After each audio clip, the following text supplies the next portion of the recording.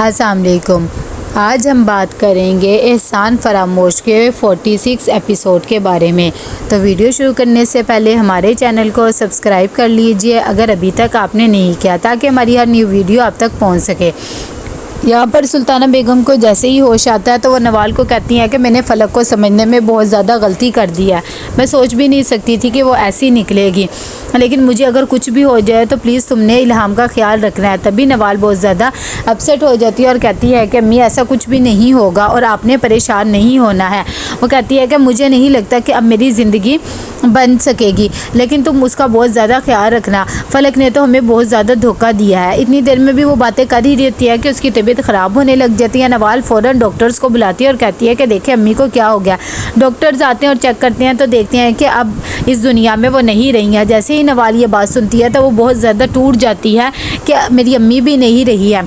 कबीर को यहाँ पर उसके दोस्त फ़ोन करके बताते हैं कि सुल्ताना बेगम का इंतकाल हो गया। वो ये बात सुनकर बहुत ज़्यादा दुखी हो जाता है और वो आलिया और तौकीर भाई को भी बताते हैं। आलिया कहती है कि हमें वहाँ पे जाना चाहिए। कबीर बहुत ज़्यादा मना करता है, लेकिन फिर इन दोनों के समझाने पे वो कह देता है कि चलो ठीक है, हम वहाँ पे चले जाएंगे ताज़ियत के लिए। यहाँ पर नवाल अपनी अम्मी के जनाजे पे बैठी होती है और बहुत ज़्यादा टूट चुकी होती है। दूसरी तरफ फ़लक भी बैठी हुई होती है, लेकिन उसे खैर इतना एहसास नहीं होता। वो जैसे ही देखती है कि कबीर और आलिया आई हैं तो वहीं पर जनाजे पे ही शुरू हो जाती है और कहती है कि आप लोगों की वजह से ही मेरी अम्मी इस दुनिया से गई हैं। आप लोगों ने मेरे साथ बिल्कुल भी अच्छा नहीं किया। अब यहाँ पर क्या लेने आया, निकल जाए यहाँ पर। जैसे वो तमाशा कर रही होती है तो आलिया कहती है कि हम सिर्फ यहाँ पर आए हैं, थोड़ी देर बैठेंगे और चले जाएंगे। तुम यहाँ पर लोगों के सामने तमाशा ना बनाओ। लेकिन फ़लक बिल्कुल भी नहीं रुकती है कि इतनी देर में हमजा भी उसकी तरफदारी करने लग जाता है और वो कहता है कि हाँ ये ठीक ही कह रही है, यहाँ से ये लोग चले जाए। नवाल को कहता है कि तुम इन्हें जाने के लिए कह दो। कबीर उसका मुँह देखता रह जाता है, लेकिन नवाल कहती है कि मैं किसी को कुछ भी नहीं कहूँगी और मैं अपनी अम्मी के जनाजे पर कोई भी तमाशा नहीं देखना चाहती। जिसको भी बुरा लग रहा है तो वो खुद यहाँ से चला जाए। जैसे ही वो लोग फारग हो जाते हैं जनाजे वगैरह से तो वकील आता है और आके बता देता है कि सुल्ताना बेगम ने अभी कुछ दिन पहले ही मेरे से वसीयत करवाई थी और उन्होंने कहा था कि मेरी सारी प्रॉपर्टी मेरी दोनों बेटियों के नाम है। जब ये बात फ़लक को पता लगती है तो वो खुश हो जाती है। वहाँ पर फ्रिया भी ये बात सुन रही होती है, वो हैरान हो जाती है और कहती है कि सुल्ताना ऐसा कभी भी नहीं कर सकती, ये सब कुछ तो सिर्फ नवाल का होना चाहिए। खैर नवाल जैसे ही अपने कमरे में जाती है तो वो बहुत ज़्यादा दुखी होती है और परेशान होती है। उसे बिल्कुल भी यकीन नहीं आ रहा होता कि उसकी अम्मी अब उनके दरमियान में नहीं रही है। उसे वो सब बातें याद आ रही होती हैं और साथ ही फ़लक का वो चीखना चिल्लाना भी याद आ रहा होता है। यहाँ पर कबीर भी बहुत ज़्यादा परेशान होता है और उसे भी फ़लक की बातें याद आ रही होती है कि कैसे इसने हमें सबके सामने जलील करके रख दिया और हमजा ने भी इसका ही साथ दिया है। वो सोच भी नहीं सकता था कि ये दोनों ऐसे निकलेंगे। अगले दिन जब कुरान खानी होती है तो फ़लक सबके सामने बस नाटक करना शुरू हो जाती है। जैसे ही सुल्ताना बेगम के सुनते हैं इंतकाल का तो नाजिश और उसकी अम्मी फ़ौरन आ जाते हैं और आकर नवाल को समझाते हैं और कहते हैं कि तुम्हें बिल्कुल भी फ़िक्र करने की ज़रूरत नहीं है।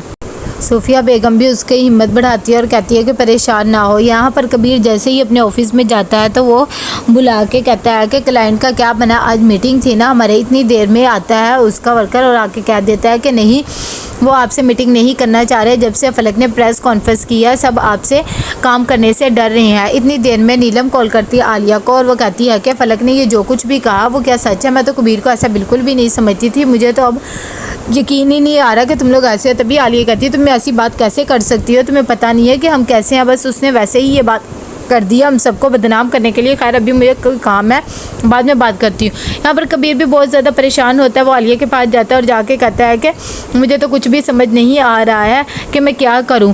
आलिया उसे समझाती है और कहती है कि अच्छा ठीक है तुम परेशान ना हो, हम इसका कोई ना कोई हल निकाल लेंगे। वो कहता है कि अब हमारे साथ कोई भी काम नहीं करना चाह रहा है। दोनों परेशान हो जाते हैं। यहाँ पर नवाल इल्हाम को संभाल रही होती है कि इतनी देर में वहाँ पर फ्रिया भी आ जाती है और वो उसे कहती है कि ये तुम क्या कर रही हो, ये तुम्हारी ड्यूटी नहीं है बल्कि फ़लक की है।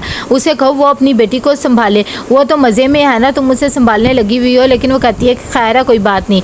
जैसे ही फ़लक उठ के बैठती है तो वहाँ पर उसकी दोस्त मारिया आ जाती है और उसे कहती है कि आंटी की सुन के बहुत ज़्यादा दुख हुआ है। साथ ही उसे कहती है कि तुमने कबीर से डिवोर्स लिया तो उससे कोई चीज़ वगैरह नहीं ली, अपना हक महर नहीं लिया। वैसे है कितना तो बताती है 50 लाख। तो वो उसके जहन में डाल जाती है और कहती है तुम तो पागल हो जो तुमने उससे अपना हक महर नहीं लिया, बल्कि हक महर निकलवाओ, इतनी बड़ी रकम है, तुमने कैसे उसे माफ़ कर दिया, तुम्हारा इतना कुछ उससे बन सकता है। जब ये बात फ़लक को पता लगती है तो वो कहती है कि अच्छा ठीक है मैं इसका कुछ ना कुछ करूँगी। साथ ही वो कहती है कि अब अपने करियर पर भी फोकस करो।